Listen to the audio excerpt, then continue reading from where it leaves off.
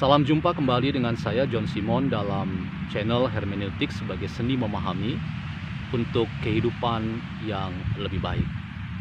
Dari tempat saya berada, saya menyapa teman-teman dimanapun Anda berada. Kiranya kebaikan dan kebahagiaan menjadi bagian dari hidup Anda semua.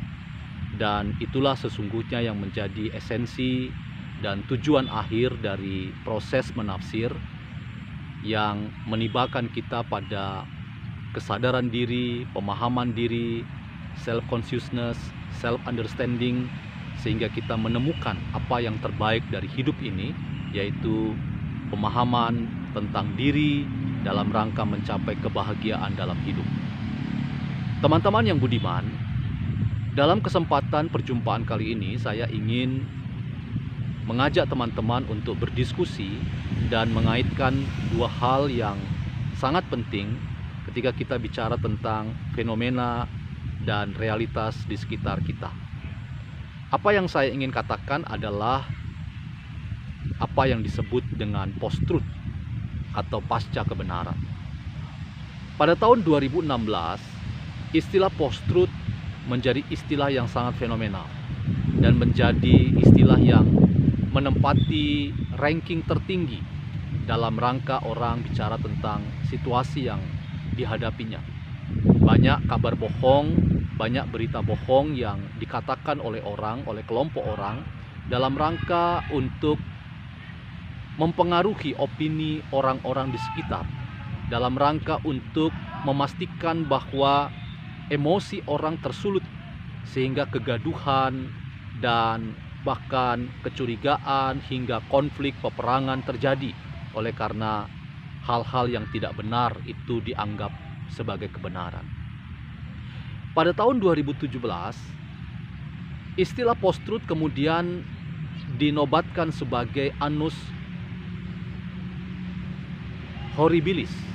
Annus horribilis, yaitu sebuah istilah yang membangkitkan ketakutan dan kengerian oleh karena apa yang ditimbulkan dan dampak yang diakibatkan dari kata-kata yang tidak benar itu ternyata bisa mengubah realitas, dan orang kemudian termakan oleh isu, orang bisa termakan oleh apa yang tidak benar dan menganggapnya itu sebagai kebenaran, dan pada akhirnya apa yang tidak benar yang dianggap benar itu kemudian dipakai sebagai senjata ideologis dalam rangka melakukan perlawanan terhadap orang lain atau kelompok lain.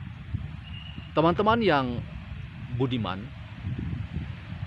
dalam rangka kita menelaah post-truth dengan pisau hermeneutik, maka apa yang dikatakan oleh Paul Ricoeur kiranya menolong kita untuk bagaimana kita bisa melampaui apa yang namanya post-truth, apa yang namanya kabar bohong, apa yang namanya kata-kata yang tidak benar. Paul Ricoeur berkata bahwa apa yang diperlukan ketika kita hendak melampaui apa yang tidak benar, wacana yang tidak baik, wacana yang mengandung hoax dan seterusnya, adalah ketika seseorang yang berkata sesungguhnya dia diperhadapkan pada apa yang dikatakannya itu kiranya sejalan dengan apa yang dilakukannya.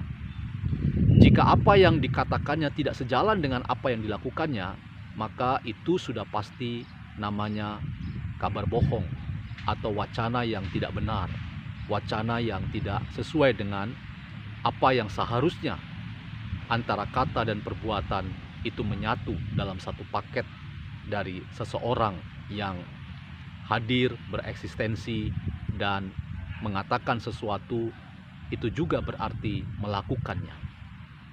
Teman-teman yang berbahagia, hari ini kita sering mengatakan tentang budaya literasi sebagai cara yang paling ampuh untuk kita memerangi fenomena post-truth atau hoax, kabar bohong, dan seterusnya.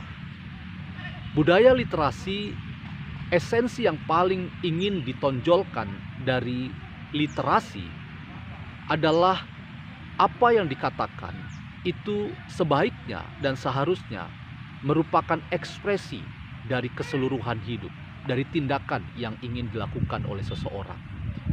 Apa yang dikatakan sejalan dengan apa yang dilakukan adalah antisipasi dari apa yang sebetulnya hendak ditunjukkan oleh seseorang. Dan itulah literasi yang paling baik, yang paling penting, yang paling tegas dari upaya kita memerangi apa yang namanya post-truth, kabar bohong, hoax, dan seterusnya. Sebab teman-teman, tidak ada kata yang lebih efektif tanpa kita melakukannya.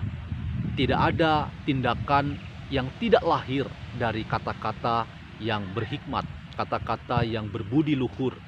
Karena itu, setiap kata-kata yang berhikmat, yang berbudi luhur, dan menggugah orang untuk melakukan ini dan itu, semuanya memerlukan penerjemahan, yaitu lewat tindakan dari orang yang berkata-kata tersebut.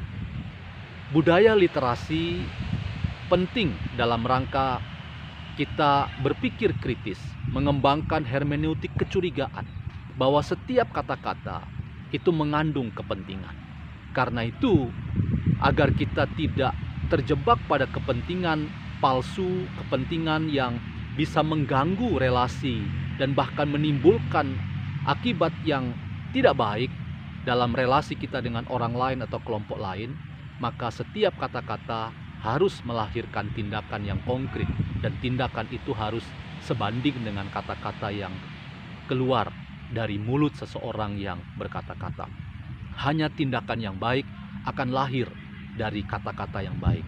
Hanya kata-kata yang baik yang akan melahirkan tindakan yang baik. Itulah cara kita mencegah post-truth, mencegah kabar bohong, mencegah hoax yang menyebar di mana-mana seperti penyakit yang berbahaya dalam peradaban ini. Teman-teman yang budiman, perspektif hermeneutik kecurigaan menolong kita untuk memastikan bahwa setiap kata-kata itu lahir dalam tindakan, dan kata-kata yang baik mengandaikan tindakan yang baik. Tindakan yang baik mengandaikan kata-kata itu juga baik. Itulah cara kita melampaui post-truth, melampaui kata-kata yang kosong, kata-kata yang tidak benar, dan menyebar ketakutan di mana-mana. Teman-teman yang budiman, mari kita bersama-sama bergandengan tangan memerangi fenomena post-truth yang ada di mana-mana, dan marilah kita membangun budaya literasi. Dan literasi yang paling efektif adalah kiranya kata dan perbuatan itu sejalan, dan hanya dengan kata dan perbuatan yang sejalan yang melahirkan kebaikan, maka hermeneutik akan efektif untuk mencapai apa yang namanya kesadaran diri, pemahaman diri menuju hidup yang lebih baik. Demikian diskusi saya, nantikan dalam channel hermeneutik sebagai seni memahami untuk hidup yang lebih baik, dan kiranya kita dapat bertemu kembali dalam channel hermeneutik selanjutnya. Jangan lupa like, comment, dan subscribe. Sampai bertemu kembali.